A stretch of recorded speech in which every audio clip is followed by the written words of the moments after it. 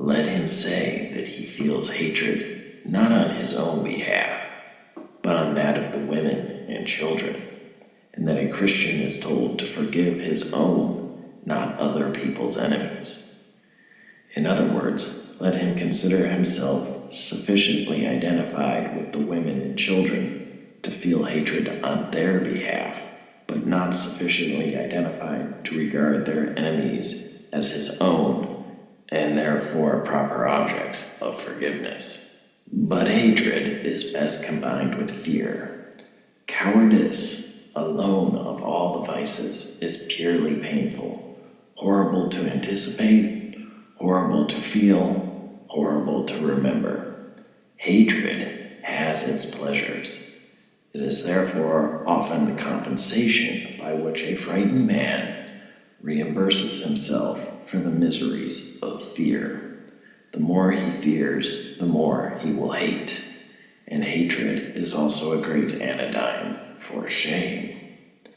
To make a deep wound in his charity, you should therefore first defeat his courage. Now this is a ticklish business. We have made men proud of most vices, but not of cowardice. Whenever we have almost succeeded in doing so, the enemy permits a war or an earthquake or some other calamity, and at once courage becomes so obviously lovely and important, even in human eyes, that all our work is undone, and there is still at least one vice of which they feel genuine shame. The danger of inducing cowardice in our patients, therefore, is lest we produce real self-knowledge and self-loathing, with consequent repentance and humility. And in fact, in the last war, thousands of humans, by discovering their own cowardice, discovered the whole moral world for the first time.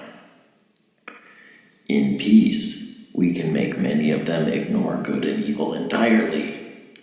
In danger, the issue is forced upon them in a guise to which even we cannot blind them. There is here a cruel dilemma before us. If we promoted justice and charity among men, we should be playing directly into the enemy's hands. But if we guide them to the opposite behavior, this sooner or later produces, for he permits it to produce, a war or a revolution, and the undisguisable issue of cowardice or courage awakes thousands of men from moral stupor.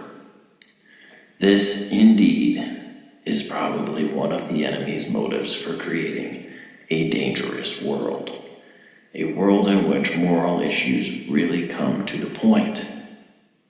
He sees as well as you do that courage is not simply one of the virtues, but the form of every virtue at the testing point, which means at the point of highest reality. A chastity or honesty or mercy which yields to danger will be chaste or honest or merciful only on conditions. Pilate was merciful till it became risky. It is therefore possible to lose as much as we gain by making your man a coward. He may learn too much about himself.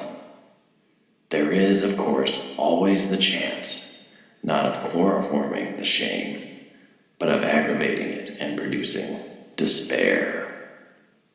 This would be a great triumph.